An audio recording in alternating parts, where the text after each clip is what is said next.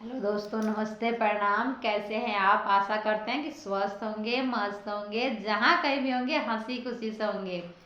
और आज हम देवरानी और जेठानी आप सबके बीच एक बहुत ही मज़ेदार, बहुत ही प्यारा होली गीत लेकर आए हैं।